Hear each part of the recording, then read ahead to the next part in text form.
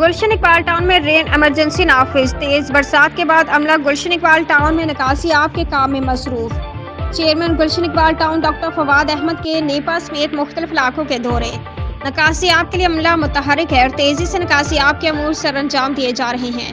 Doctor Fawad Ahmad: افسران و عملہ نکاسی آب کے امور کو تیزی سے مکمل کرے، جہاں افرادی و مشینی قوت کی ضرورت ہو اس کے استعمال کو یقینی بنایا جائے۔ کراچی گلشن اقبال ٹاؤن میں رین ایمرجنسی نافذ کر دی گئی ہے۔ تیز برسات کے بعد عملہ متحرک ہے اور تیزی سے نکاسی آب کے امور کی انجام دہی کو یقینی بنا رہا ہے۔ Chairman Gulshan Iqbal town doctor Fawad Ahmad تیز برسات کے بعد مختلف اہم مقامات نیپا سمیت ان جگہوں کے دورے کر رہے ہیں جہاں نکاسی آب کے لیے امور کی انجام دہی کو یقینی بنایا جا رہا ہے۔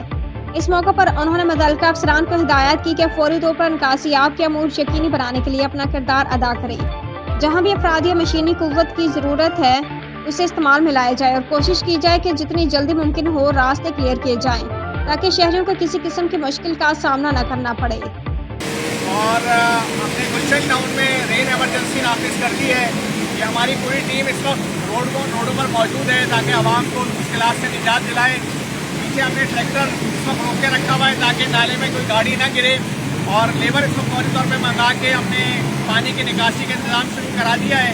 اور اس وقت اگر یہ کیمرہ آپ کو دکھا سکے کہ تھوڑی دیر میں یہاں پہ پانی کی صورت آنے کے بھی گٹر کا لیول وغیرہ بھی نظر آنا شروع ہے۔